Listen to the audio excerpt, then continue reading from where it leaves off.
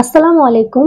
আজকে করে দেখাচ্ছি হোটেল স্টাইলের ডাল। আর এটা একটা স্পেশাল কারণ হচ্ছে বাংলাদেশের হোটেলগুলোতে সকালের নাস্তার জন্য রুটি, পরোটা, নান রুটির সাথে এই মজার ডালটা সার্ভ করা হয়। এর স্বাদটাও কিন্তু এক্স্যাক্টলি হোটেলের সেই ডালের মতো।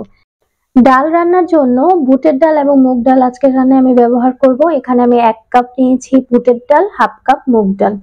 আপনারা চাইলে এখানে কয়েক ধরনের ডাল মিক্সড করেও রান্না করতে পারেন। ডালগুলোকে ভালো করে পানি পাল্টিয়ে ধুয়ে নিতে হবে। তারপর একদম পরিষ্কার পানি দিয়ে সারা রাতের জন্য ভিজিয়ে রাখবো। পরের দিন সকালের নাস্তার জন্য আমি ডাল রেডি করছি। এখানে একটা কড়াইয়ের মধ্যে পরিমাণ মতো তেল দিয়েছি। তেলটা গরম হওয়ার পর দিয়ে দিয়েছি 1/2 কাপ পেঁয়াজ কুচি, একটা তেজপাতা, লবণ দিয়েছি 1 চামচ। ভালো করে পেঁয়াজটাকে ভেজে নিব ব্রাউন কালার করে। তারপর দিব আদা রসুন বাটা 1 টেবিল চামচ পরিমাণ। আদা রসুনটাকে আমি একটু তেলের সাথে ভালো করে ভেজে নিব। তারপর দিব অল্প একটু পানি। পানি দেওয়ার পর আমি একে একে সব মশলাগুলো দিয়ে নিচ্ছি।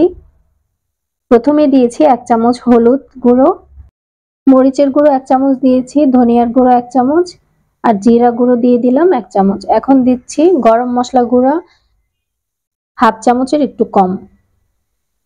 সবগুলো একত্রে মিশিয়ে নিচ্ছি। অল্প একটু পানি দিয়ে মশলাটাকে ভালোভাবে কষিয়ে নিব। চুলার আঁচটা লোতে রেখে মশলাটা কষিয়ে নিতে হবে।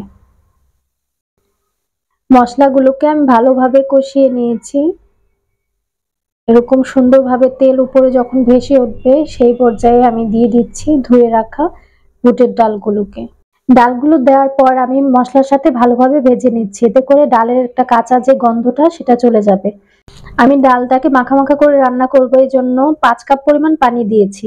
খুব বেশি পানি দিতে যাবেন না, এতে করে ডালটা নরম হয়ে যাবে। এই ডালটা একটু ঘন খেতেই ভালো লাগে। এরকম হবে যে একেবারে গলে যাবে না, আবার কিছু ডাল আস্ত থাকবে।